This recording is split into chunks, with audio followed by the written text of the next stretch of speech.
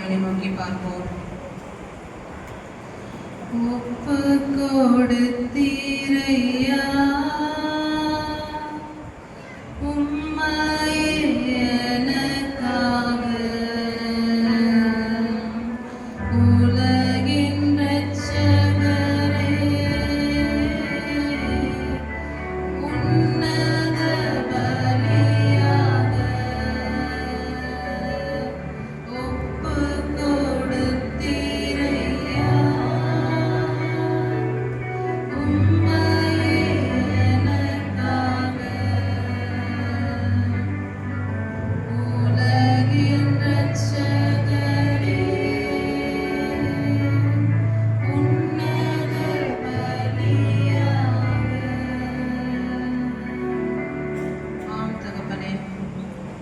பிதாவே, உமது கரங்களில் என் ஆவியை ஒப்படைக்கிறேன் என்று சொல்லி 7வது வார்த்தையாக பிதாவை நோக்கி வேண்டிக் கொண்டதை நாங்கள் பார்க்கிறோமே தகப்பனே.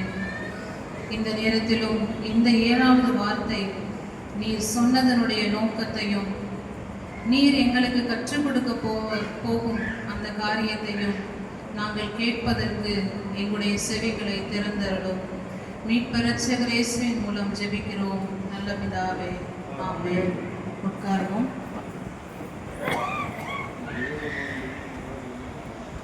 7வது வார்த்தையாக லூக்கா 23வது அதிகாரம் 46வது வசனத்தில் நாம் பார்க்கிறோம். பிதாவே, உமது கரங்களில் என் ஆவியை ஒப்படைக்கிறேன். ஒரு சிறிய கிராமத்தில் ஒரு குழந்தை எப்பொழுதும் தன்னுடைய தகப்பனுடன் ஒரு ஆற்று பகுதியை கடந்து எப்போதும் பள்ளி செல்வது வழக்கம். எப்போதுமே போகும்போது ஒரு கோடை காலம் என்றால் அந்த ஆற்றுல தண்ணி அதிகமா இருக்காது. இந்த குழந்தை ரொம்ப சந்தோஷமா அந்த பாதையை கடந்து செல்லும். ஆனா எப்பொழுது மழைக்காலம் வருகிறதோ அப்பொழுது இந்த குழந்தைக்கு மிகவும் பயம் வந்துவிடும். ஏனென்று சொன்னால் அங்க தண்ணி அதிகமா பெருக்கெடுத்து ஓடும். இதனால என்ன ஆகுது, அந்த குழந்தை மிகவும் பயத்துல தன்னுடைய தகப்பனிடம் சொல்லுமா, அப்பா, என்னுடைய கரத்தை நீங்க இப்ப என்ன செய்யுங்க, ரொம்ப டைட்டா பிடிச்சுக்கோங்க, ரொம்ப இறுக்கமா பிடிச்சுக்கோங்க, என்னை விட்டுறாதீங்க, எனக்கு ரொம்ப பயமா இருக்கு என்று சொல்லி அந்த தகப்பன் அப்பொழுது என்ன செய்வார் என்றால் அந்த குழந்தையை தன்னுடைய தோள் மீது தூக்கி அக்கறைக்கு வந்து அந்த குழந்தையினிடம் கேட்பாராம், ஏமா நீ எதுக்கு என்னுடைய கரத்தை நீ பிடிச்சிருக்கலாம்ல, எதுக்காக நீ வந்து அப்பா பிடிக்கணும் நீ நினைக்கிற என்று சொல்லி அந்த குழந்தையிடம் கேட்கும்போது அந்த குழந்தை சொல்லுமா, அப்பா, நான் உங்க கரத்தை பிடிச்சா பயத்துல இந்த அலைகள்லாம் பார்த்து, அதாவது இந்த தண்ணீரை பார்த்து, இந்த பெரு வெள்ளத்தை பார்த்து நான் என்ன செஞ்சிருவேன், உங்களுடைய கரத்தை நான் விட்டுருவேன். ஆனா நீங்க பிடிச்சிங்கன்னா என்ன செய்வீங்க, எப்படி இருந்தாலும் என்னை கரை சேர்த்து விடுவீர்கள் என்று சொல்லி அந்த குழந்தை சொல்லுமா. இங்க நாம் பார்க்கும்போது யூதர்களுடைய மரபிலே நாம் பார்க்கும்போது அவர்கள் எப்பொழுதும், அது குழந்தையாக இருக்கட்டும் பெரியவர்களாக இருக்கட்டும், இந்த யூதர்கள் என்ன செய்வார்கள் என்று சொன்னால் அவர்கள் படுக்கைக்கு போகும் முன்பதாக சங்கீதம் 31 சங்கீதம் 5வது வசனத்தை தினமும் என்ன செய்வார்களாம், இதை சொல்லிக் கொண்டுதான் அவர்களுடைய படுக்கைக்கு செல்வார்கள். அதில் எடுத்தவர்கள் வாசிக்கலாமா? சங்கீதம் 31:5, உமது கையிலே என் ஆவியை ஒப்புவிக்கிறேன். இது நான் பார்க்கும்போது இவர்கள் தினமும் அவர்கள் தேவனிடம் சொல்லும் ஒரு காரியம், நான் இப்பொழுது உறங்க போகிறேன், நான் இப்பொழுது நித்திரை நான் செய்ய போகிறேன், என்னுடைய உயிர் உம்முடைய கையிலே பாதுகாப்பாய் இருக்கிறது என்று சொன்ன நம்பிக்கையில் இவர்கள் என்ன செய்வார்கள், ஒவ்வொரு நாளும் இந்த யூதர்கள் தன்னுடைய குழந்தைகளுக்கும் கற்றுக் கொடுப்பது வழக்கம். இங்கு நாம் பார்க்கும்போது இயேசுவும் ஒரு யூதனாக இருந்து இந்த காரியத்தை அவர் உறங்க போகும்போது மாற்றம் சொல்லவில்லை. இந்த நேரத்தில் அவர் சொல்லுகிறார், அவருடைய நித்திய அந்த அவர் மரணத்தின் தருவாயில் நின்று இந்த வார்த்தையை அவர் பயன்படுத்துகிறார். நல்ல ஒரு யூதனாக தம்முடைய ஜனங்களுக்கு இந்த காரியத்தை அறிவிக்கிறார். நான் இதை வாசிக்கும் போது நான் சிந்தித்து கொண்டிருந்தேன், இயேசு கிறிஸ்து இதை அவங்க மனசுக்குள்ளே சொல்லியிருந்தாங்கன்னா நமக்கு எப்படி தெரிஞ்சிருக்கும்? இந்த 7 வார்த்தைகளை அவர் தம்முடைய மனசுலேயே சொல்லியிருக்கலாம். இப்ப நம்ம அந்த இடத்துல இருந்தோம்னா நம்ம என்ன செஞ்சிருப்போம்? சிலுவையில இருந்துட்டு இருக்கும்போது நம்ம என்ன செஞ்சிருப்போம்? ஒரு வார்த்தை கூட நம்முடைய வாயில இருந்து கண்டிப்பா வந்திருக்காது. அவ்வளவு ஒரு வேதனையில நம்ம இருந்துட்டு இருப்போம். நம்முடைய வாயிலிருந்து ஒரு வார்த்தை வருவது ரொம்ப அபூர்வமா இருந்திருக்கும். ஆனா இயேசு கிறிஸ்து இந்த 7 வார்த்தைகளை அவர் வாய்களை திறந்தது மாத்திரமல்ல, மிகவும் சத்தத்தோடு என்ன செய்கிறார்? அவர்கிட்ட லாஸ்ட்ல இருந்த கொஞ்சம், அந்த கடைசியாக இருந்த அந்த கொஞ்சம் பலமும் அவ்வளவுதான். ஆனா அதையும் என்ன செய்கிறார்? நமக்காக விட்டார். அந்த வார்த்தையை அவர் சொல்லுகிறார். இது யூதர்களுக்கு மாத்திரமல்ல, அங்கு கூடியிருந்த அனைவருக்கும் ஒரு மாற்றத்தை நிச்சயமாக கொண்டு வந்திருக்கும். இங்கு அவர் சிலுவையில் அவர் சொல்லும் பொழுது அவர் சொல்லுகிறார், பிதாவே உம்முடைய கரங்களில் என்னுடைய ஆவியை ஒப்படைக்கிறேன். இதுவே அவர் சொல்வதற்கு காரணம், நான் மரிக்க போவதில்லை, இது சற்று ஒரு உறக்கம் தான். நான் மீண்டும் என்ன செய்ய போறேன்? நான் மரிக்க போவதில்லை, நான் மீண்டும் உயிரோடு வரப்போகிறேன் என்பதை உணர்த்தும்படியாக நான் சற்று ஒரு நித்திரை தான் எடுக்க போகிறேன் என்று சொல்லி அவர் இந்த வசனத்தின் மூலமாக நமக்கு கற்றுக் கொடுக்கிறார்.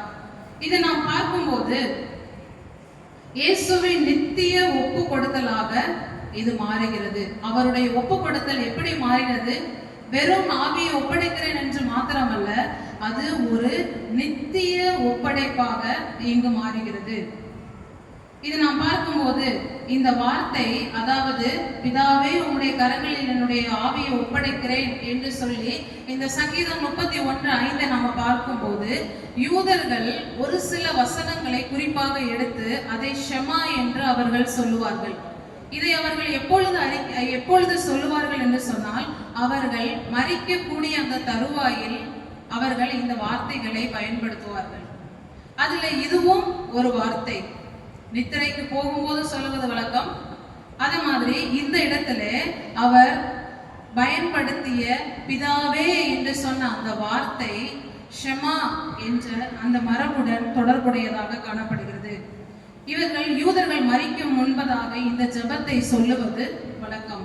இது எதை குறிக்கிறது என்று சொன்னால், தேவனுடன் அவர்கள் வைத்திருக்கிற அந்த முழு நம்பிக்கையை குறிக்கிறது. இயேசு கிறிஸ்துவும் பிதாவே என்று சொல்லி அவர் ஆரம்பிக்கிறார். கடைசி வார்த்தையை சொல்லும் பொழுது அவர் ஆரம்பிக்கிறார், பிதாவே என்று சொல்லி ஆரம்பிக்கிறார். இது யூதர்கள் என்பதற்கான முக்கிய அடையாளத்தை இங்கு இயேசு காண்பிக்கிறார். சிலுவையிலும் கூட அவர் நமக்கு காட்டி கொடுத்தது என்னவென்று சொன்னால், குமாரன் பிதாவோடு இருக்கக்கூடிய தொடர்பை அவர் அப்பொழுதும் காண்பிக்கிறார். உறவு துண்டிக்கப்படவில்லை. அப்படிப்பட்ட ஒரு வேதனையிலும் கூட அந்த உறவு துண்டிக்கப்படவில்லை, நம்பிக்கை குறைந்து போகவில்லை. அடுத்து நாம் பார்க்கும்போது, என் ஆவியை ஒப்படைக்கிறேன். அவர் சொல்லியிருக்கலாம், நான் முடிஞ்சிருச்சு அப்படின்னு சொல்லிட்டு அதோட அவர் நிறுத்தி இருக்கலாம். இங்கு மீண்டும் அவர் தனது சத்தத்தை உயர்த்தி சொல்லுகிறார், பிதாவே உங்களுடைய கரங்களில் என் ஆவியை ஒப்படைக்கிறேன் என்று சொல்லி. இதை நான் பார்க்கும்போது யூதர்களுடைய சிந்தனையின் அடிப்படை நம்ம பார்த்தோம் என்று சொன்னால், ஆவி என்று சொல்லும் போது நூமா, அதாவது ரூவா என்று சொல்லுவோம். இது தேவனிடத்திலிருந்து வந்த உயிர். நமக்கு தெரியும், பிரசங்கி 12வது அதிகாரத்துல 7வது வசனத்தை நம்ம பார்க்கும் பொழுதும், இன்னும் நீதிமொழிகளை நம்ம வாசிக்கலாம், மனுஷனுடைய ஆவி கர்த்தர் தந்த தீபமாய் இருக்கிறது என்று சொல்லி நாம் பார்க்கிறோம். அங்க ஏதேன் தோட்டத்துல ஜீவ சுவாசத்தை ஊதும் போது ஜீவ ஆத்மாவானான். இங்க நாம் பார்க்கிறோம், இந்த ஆவி இயேசுவும் பெற்றுக் கொண்டிருந்த அந்த ஆவி பிதாவினிடத்திலிருந்து தேவனிடத்திலிருந்து வந்த ஆவி. இதைத்தான் அவர் சொல்லுகிறார், பிதாவே உமது கரங்களில் நீர் தந்த அந்த ஆவியை, நீர் எனக்கு கொடுத்த அந்த ஆவியை நான் என்ன செய்கிறேன்? ஒப்படைக்கிறேன் என்று சொல்லி. இதில் இயேசுவின் மரணம் ஒரு இயல்பான ஒரு மரணம் அல்ல, அது ஒரு நியமிக்கப்பட்ட அறிவாய்ந்த ஒரு ஒப்படைப்பாக காணப்படுகிறது. அடுத்து நாம் பார்த்தோம் என்றால், உமது கரங்களில் என்று சொல்லி அவர் பயன்படுத்துகிறார். அவர் சாதாரணமா சொல்லியிருக்கலாம், பிதாவே என்னுடைய ஆவியை ஒப்படைக்கிறேன் என்று சொல்லி அவர் முடித்திருக்கலாம். ஆனா இவர் சொல்லுகிறார், பிதாவே உமது கரங்களில் என்னுடைய ஆவியை ஒப்படைக்கிறேன். சங்கீதம் 95:7 நாம் பார்க்கும்போது, நாம் அவர் கைக்குள்ளான ஆடுகளாய் இருக்கிறோம். இவர்கள் அதிகமாக, யூதர்கள் அதிகமாக இதை பயன்படுத்துவார்கள். அவர்களுடைய நினைப்பு எல்லாம், நாம எப்போ கர்த்தருடைய அதாவது தேவனுடைய கரத்துல இருக்கிறோமோ அதுதான் நமக்கு பாதுகாப்பு என்று சொல்லி அவர்கள் அறிவது உண்டு, அவர்கள் அறிக்கை செய்வது உண்டு. தேவனுடைய கரத்தில் இருந்தால் அவர் பாதுகாப்பான இடத்தில் இருக்கிறார் என்று சொல்லி அர்த்தம். இப்பொழுது இயேசுவனுடைய கரங்களில் ஆணிகள் அடிக்கப்பட்டது. இப்பொழுது அவர் தமது ஆவியை தம்முடைய பிதாவினுடைய கரத்தில், அந்த பாதுகாப்பான ஒரு கரத்தில் என்ன செய்கிறார்? அந்த ஆவியை ஒப்படைக்கிறார். அடுத்ததாக நம்ம பார்க்கும்போது, கரங்களில் என் ஆவியை ஒப்படைக்கிறேன். அதாவது அந்த பாதுகாப்பான கரமாகிய உம்முடைய கரத்தில் நீர் கொடுத்த அந்த ஆவியை, நீர் எனக்கு தந்த அந்த ஆவியை நான் என்ன செய்கிறேன்? இப்பொழுது ஒப்படைக்கிறேன் என்று சொல்லி அவர் சொல்லுகிறார். இதுல நம்ம பார்க்கும்போது, நம்ம மூல பாஷையில் நம்ம எடுத்து வாசிச்சோம்னா, நம்முடைய தமிழ்ல நம்ம பார்க்கும்போது ஒப்படைக்கிறேன் என்று சொல்லி மாத்திரம் அது ஒரு பொதுவான ஒரு மொழியாக நம்ம வாசிக்கிறோம். ஆனா இதனுடைய மூல மொழியை நம்ம எடுத்து பார்த்தோம் என்று சொன்னால், இந்த ஒப்படைப்பு அதாவது பாகத் என்று சொல்லி இந்த எபிரேய மொழி எங்க மட்டும்தான் அவங்க யூஸ் பண்ணுவாங்க என்று சொன்னா, எங்க அவர்கள் பயன்படுத்தக்கூடிய இடம், அந்த பலி செலுத்தும் பொழுது ஒரு முழுமையான ஒரு ஆடை எடுத்து அவர்கள் என்ன செய்வார்கள்? பலி செலுத்துவார்கள். தேவனுக்கென்று ஒப்படைக்கக்கூடிய அந்த பலியை தான் அவர்கள் என்ன செய்வார்கள்? பாகத் என்று சொல்லி இந்த வார்த்தையை அவங்க என்ன செய்வாங்க? பயன்படுத்துவார்கள். அந்த வார்த்தை இங்கு இயேசுவுக்கும் பயன்படுத்தப்பட்டுள்ளது. இதன் அர்த்தம் என்ன? இயேசு கிறிஸ்து உண்மையான ஒரு பலியாக அந்த ஆட்டுக்குட்டி மரிக்கக்கூடிய இடத்திலே இப்ப இயேசு கிறிஸ்து என்ன செய்கிறார்? அதனால் தான் இயேசு கிறிஸ்து இந்த இடத்திலே அப்படி ஒரு வார்த்தையை தம்முடைய ஜனங்களுக்கு வெளிப்படுத்துகிறார். அதை அவர் தம்முடைய வார்த்தை இப்ப நமக்கு ஒப்படைக்கிறேன் என்று சொன்னா நமக்கு தெரிஞ்சிருக்காது. ஆனா யூதர்கள் அதை கவனமாக கவனித்திருப்பார்கள். இந்த பாகத் என்ற வார்த்தை எப்பொழுது மாத்திரம்தான் பயன்படுத்தப்பட்டிருக்கும்? பலிக்காக. எனவே இதுல நம்ம பார்க்கும்போது, கிரேக்கத்துல நம்ம பார்க்கும்போது பாராடி தேமி என்று சொல்லி பார்க்கிறோம். அதனுடைய அர்த்தம் ஒப்படைத்தல் என்று சொல்லி அர்த்தம். அவர் எவ்வாறாக ஒப்படைக்கிறார்? பலியாக தம்மை ஒப்பு கொடுக்கிறார். அது மாத்திரமல்ல, பாவத்தை ஏற்றுக்கொண்டு தம்மை ஒப்பு கொடுக்கிறார். இன்னும் நம்ம வசனங்கள் நம்ம பார்த்தோம். எபிரேயர் 9:14 நம்ம வாசிக்கலாம். நித்திய ஆவியான தம்மை தாமே ஜீவ பலியாக ஒப்பு கொடுத்தார். இன்னும் கிறிஸ்து நமக்காக தம்மை தாமே தேவனுக்கு சுகந்த வாசனையாக ஒப்பு கொடுத்தார் என்று சொல்லினா நம்ம வாசிக்கலாம். அடுத்ததாக பாதுகாப்பான ஒரு இடத்துல தம்மை ஒப்பு கொடுத்தார் என்று சொல்லி நம்ம பார்க்கிறோம். பிற்காலத்துல என்ன ஆனது? இவர் ஒப்பு கொடுத்த அந்த ஆவியை இவர் என்ன செய்கிறார்? இவ்வார்த்தையின் வழியாக இயேசு தன்னுடைய எதிர்காலத்தை மட்டும் கடவுளுடைய கரத்துல ஒப்பு கொடுக்காமல், விரைவில் நிகழக்கூடிய அந்த உயிர் தெழுதலையும் மனதில் வைத்து அவர் என்ன செய்கிறார்? தீர்க்கமான ஒரு தீர்க்க தரிசன வார்த்தையாக இதை உரைக்கிறதை நாம் பார்க்க முடிகிறது. பிற்காலத்தில் இயேசுவை உண்மையாக பின்பற்றின சீஷர்களும் இதை அவர்கள் செய்தார்கள். அவர்களும் என்ன செய்தார்கள்?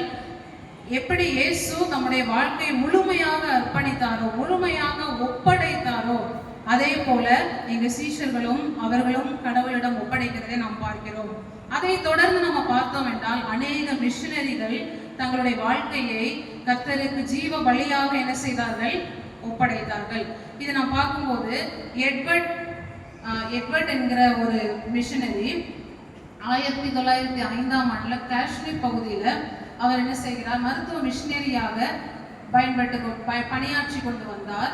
இவர் என்ன செய்கிறார்? இவரும் தன்னுடைய மரண தருவாயிலே இவர் கூறிய ஒரு வார்த்தை, ஆண்டவரே, இந்த மக்கள் உங்களை அறிய வேண்டும், என் ஆவியை உமது கரங்களில் தருகிறேன் என்று சொல்லி அவர் அமைதியாக கண்களை மூடினார். இவ்வாறாக நாம் பார்க்கும்போது அநேகர் இயேசுவுக்கு பின்பாக, இயேசு மாத்திரம் இப்படி மறிக்கவில்லை, இயேசுவை பின்தொடர்ந்த சீஷர்கள், அது மாத்திரமல்ல மிஷனரிஸ் என்ன செய்தார்கள்? அதை அவ்வாறாக தன்னுடைய ஜீவனை முடித்தார்கள். தம்முடைய ஆவியை பிதாவுடைய கரத்திலே ஒப்பு கொடுத்தார்கள்.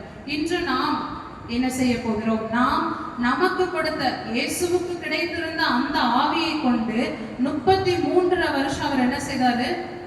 அயராது உழைத்தார். அந்த ஆவியை கொண்டு நம்முடைய ஜனங்களுக்கு எவ்வளவு காரியத்தை செய்ய முடியுமோ அந்த ரட்சிப்பை பெற்றுக்கொள்ள அவர் பெரிய காரியத்தை செய்தார்.